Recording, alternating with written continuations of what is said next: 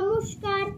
কবিতা পুরনো ধাঁধা, কবি সুকান্ত ভট্টাচার্য।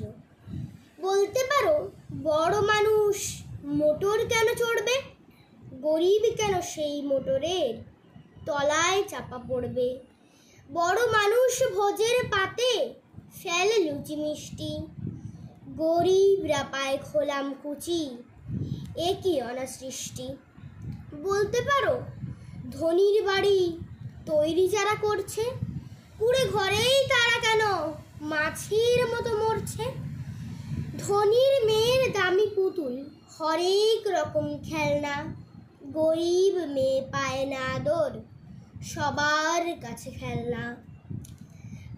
বলতে পারো ধনীর মুখে যারা জোগায় খাদ্য, ধনীর পায়ের তলায় তারা থাকতে কেন বাধ্য।